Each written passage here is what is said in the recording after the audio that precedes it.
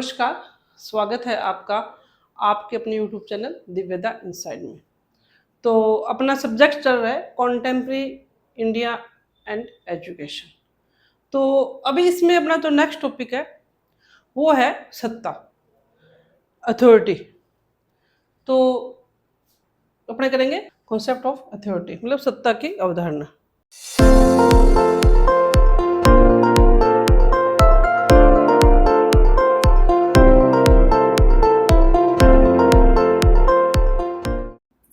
सत्ता की अवधारणा देखो, अभी सत्ता सबने नाम सुना है, क्या होती है। सीधा सा अपने एग्जांपल दे देते हैं कि वो सत्ता में है, उसकी सत्ता है ना। तो अब सत्ता है क्या? निर्देश या आदेश देने के अधिकार, अर्थात वह शक्ति जो आदेश निर्देश को निर्गत करती है, मतलब लागू करती है तथा उसका क्रियान्वयन सुनिश्चित करती है। तो सत्ता एक ऐसी चीज है जो किसी निर्देश को या आदेश को क्या करती है, लागू करती है। जिस व्यक्ति के पास शक्ति है, उस शक्ति के आधार पर वो अपने आदेशों को निर्गत करता है, यानी कि लागू कर देता है। अब तथा लागू करता है और साथ में उसको सुनिश्चित कर देता है कि ये लागू हो गया। अब जैसे कि अपने एक एग्जांपल लें कि अपने जा रहे हैं और एक ट्रैफिक पुलिस वाला हमें रोकता है ना, कि आप रुको। तो उसको उसने अपने को रोका कैसे? तो अपना जैसे अपनी खुद की बाइक है, हम अपने पर्सनल काम से जा रहे हैं, या फिर अपनी खुद की गाड़ी है, हम अपने पर्सनल काम से जा रहे हैं, ठीक है। तो वो पुलिस वाला हमें क्यों रोक सकता है? एक ट्रैफिक पुलिस वाला हमें रोक रहा है और हम रुक गए। एक अनजान व्यक्ति हमें रोक रहा है, बिना मतलब साधारण व्यक्ति रोक रहा है, हम चाहे तो रुके, नहीं नहीं चाहे तो नहीं रुके, लेकिन ट्रैफिक पुलिस वाले में जैसे रोका, हम क्या हो गए, वहां रुक गए। क्यों? क्योंकि उसके पास क्या है, सत्ता है, सत्ता की शक्ति है। कभी कभी क्या किया जाता है कि शक्ति और सत्ता को एक ही शब्द में, एक ही साथ हम ले लेते हैं। तो सत्ता तो होती है अथॉरिटी और शक्ति होती है पावर।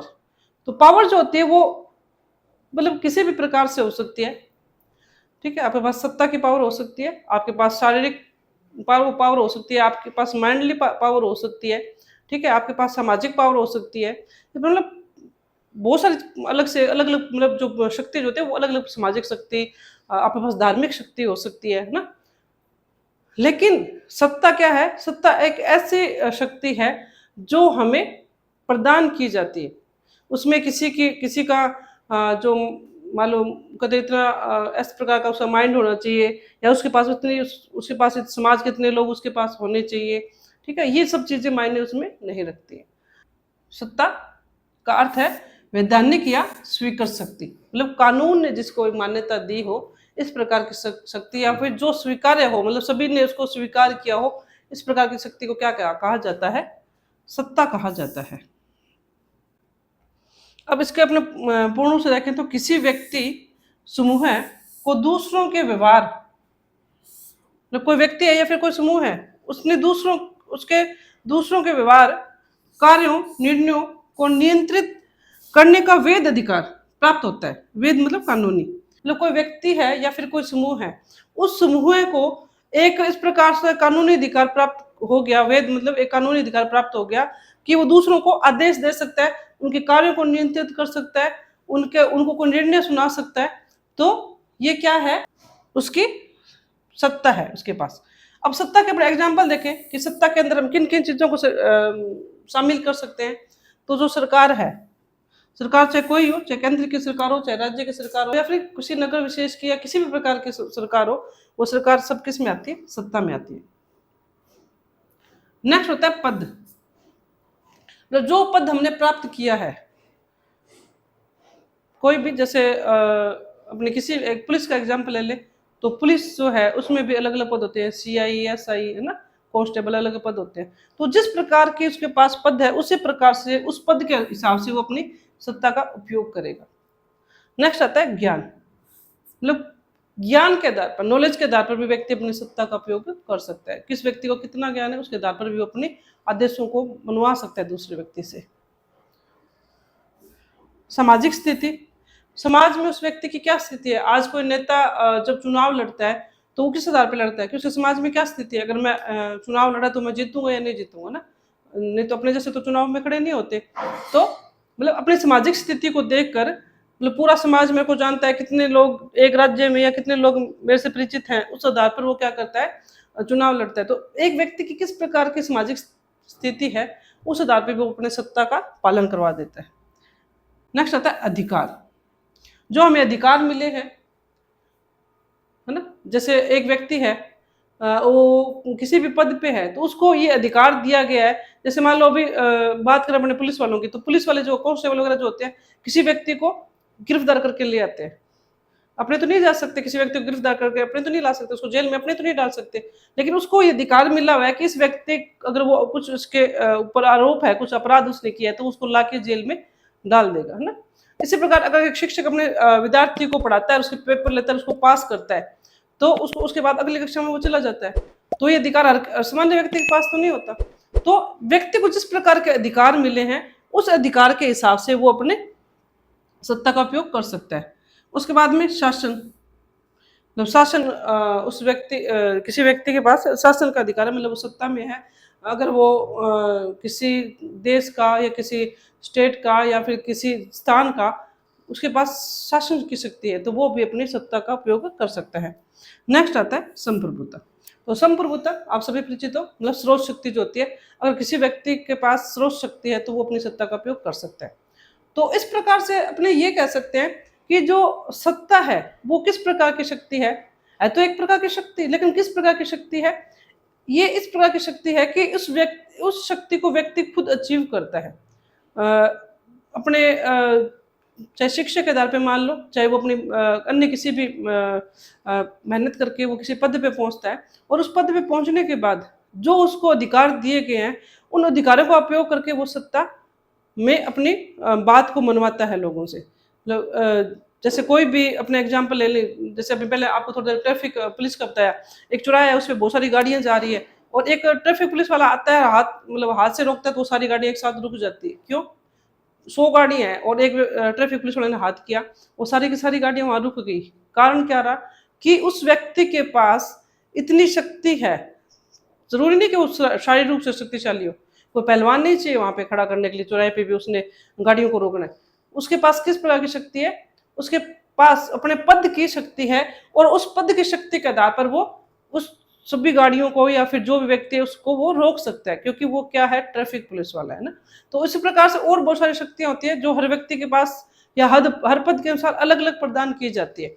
तो सत्ता का हम सत्ता और शक्ति दोनों शब्दों को अलग अलग लेंगे। शक्ति मैंने जैसे आपको बताया कि वो शारीरिक भी हो सकती है, मानसिक भी हो सकती है, सामाजिक भी हो सकती है, लेकिन सत्ता जो शक्ति होती है वो हमें प्राप्त करनी होती है ना, किसी भी हिसाब से, चाहे हम अपने सामाजिक व्यवहार से बनाए, चाहे हम शासन में आए, हम सरकार में आए, या फिर हम कोई अच्छे पद पे, अच्छे पद का मतलब कोई भी पद पे आए, उस पद पे आने के बाद हमें अधिकार हो कि हम इस शक्ति का उपयोग ऐसा कर सकते हैं। अब नेक्स्ट आती है सत्ता की परिभाषाएं। देखो परिभाषाएं जब हम कोई टॉपिक होता है अच्छे से समझ लेते हैं, तो उसके बाद परिभाषाएं हमारे लिए कोई बहुत ज्यादा टिपिकल नहीं होती। तो अभी हम सत्ता की परिभाषाएं करेंगे। तो पहली जो परिभाषा है वो मैकाइवर के अनुसार, अब ये कहता है सत्ता क्या है, कहता सत्ता आदेशों का पालन करवाने की एक शक्ति है। आदेश जो हमें आदेशित किया गया, मतलब उस व्यक्ति के पास सत्ता है, तो वो उसके जो खुद वो आदेश करेगा उसका पालन करवाना, उस इतनी शक्ति है उसके पास, वो उन आदेशों का पालन करवा सकता है। तो सत्ता क्या है? सत्ता आदेशों का पालन करवाने की एक शक्ति है। मतलब किसी व्यक्ति के पास एक सत्ता है और उस सत्ता के आधार पर वो अपने आदेशों का पालन करवा सकता है, सत्ता के आधार पे, ठीक है। अब मान लो एक कमजोर सा व्यक्ति है, बिल्कुल कमजोर सा व्यक्ति है, लेकिन उसके पास क्या है? सत्ता है, शारीरिक ताकत नहीं है उसके पास, लेकिन अगर एक पहलवान भी हो तो उसको भी वो अपने सत्ता के आधार पर उसको अपने आदर्शों का उससे पालन करवा सकते हैं, ठीक है। हो सकता है जैसे कि अपने कई कई पदों पे देखते हैं कि काफी जैसे कम एज के बच्चे होते हैं, बच्चे या भी जो भी होता है, मतलब कोई व्यक्ति है उसकी काफी कम एज है, लेकिन जो उसके नीचे काम करें वो काफी बड़े एज के हैं, लेकिन वो उसको जो छोटी एज वाले उसको आदेश देते हैं कि आपको ये काम करना है, और वो उसके बात को क्यों मानते हैं? घर पे तो ऐसा नहीं होता, अपने बड़ों को कोई काम नहीं कर सकते, लेकिन जो वहाँ पर जो हम जिस संस्था में या फिर जहाँ पर भी हम हैं, तो वहाँ पर वो क्या करते हैं, उसको आदेश देते हैं, और आदेश क्यों माना जाता है? कि उसके पास क्या है? सत्ता की शक्ति है। नेक्स्ट आता है हेनरी फ्यूल के अनुसार।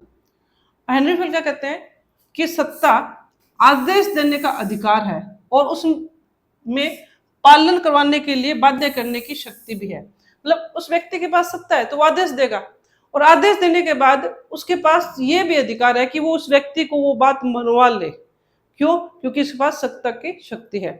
कोई व्यक्ति नहीं मानता कोई बात, उसको कोई ना कोई पनिशमेंट मिलेगी, है ना? जैसे अपने मान लो किसी शैक्षिक संस्थान में पढ़ा रहे हैं, और वहाँ पढ़ाते समय हमें कोई हमारा प्रधानाचार्य कोई आदेश देता है कि आपको ये काम करना है, अगर हम वो बात नहीं मानते हैं तो वो हम पे कोई भी कार्रवाई कर सकता है। तो इसी प्रकार से मतलब हेनरी फ्यूल क्या कहते हैं कि सत्ता आदेश देने का अधिकार है और उसमें पालन करवाने के लिए बाध्य करने की शक्ति भी। हम उस व्यक्ति को बाध्य कर सकते हैं क्योंकि हमारे पास वो सत्ता है उस व्यक्ति से वो काम करवाने की। नेक्स्ट आता है डेविस के अनुसार। ये क्या कहते हैं कि सत्ता निर्णय लेने एवं आदेश देने का अधिकार है। मतलब जिस व्यक्ति के पास सत्ता है वो निर्णय भी ले सकता है, ये काम हमें इस टाइम करना है या फिर कैसे करना है, और वो निर्णय लेने के साथ साथ आदेश भी दे सकता है कि ये काम आपको करना है और कितने टाइम में करना है, ये इससे भी निश्चित कर सकता है। तो डेविस के अनुसार सत्ता निर्णय लेने व आदेश देने का अधिकार है। ये हमने टॉपिक पढ़ा सत्ता। अब टॉपिक इससे पहले हमारा क्या चल रहा था? प्रबंध। तो सत्ता और प्रबंध दोनों आपस में मतलब क्या है कि कोई भी संस्था होगी तो उसमें सत्ता होना अनिवार्य है। जैसे अपने इससे पहले शैक्षिक प्रबंध पढ़ा या शैक्षिक प्रशासन पढ़ा, अगर वहां पे सत्ता नहीं होगी, किसी व्यक्ति को हम एक अधिकार नहीं देंगे कि आपका ये कार्य है और आपको ये कार्य उनसे करवाना है, तो तब तक वो कार्य सफल नहीं होगा। तो प्रबंध में, चाहे प्रशासन में या अन्य किसी भी कार्य करने में सत्ता का होना आवश्यक है। तो सत्ता किसी को नियंत्रित करने का या फिर किसी व्यक्ति से अपना काम करवाने का एक ऐसा अधिकार है कि वो सत्ता के कारण उस बात को अगले व्यक्ति से मनवा लेता है। अगर किसी व्यक्ति के पास सत्ता नहीं होगी तो वो अपने कोई भी कार्य नहीं करवा सकता, लेकिन उसको सरकार की तरफ से या अपने पद के हिसाब से उसको इस प्रकार से एक शक्ति, सत्ता की शक्ति प्रदान कर दी जाती है कि वो अन्य व्यक्तियों से अपने कार्य को करवाए। धन्यवाद। आज की क्लास में बस इतना ही।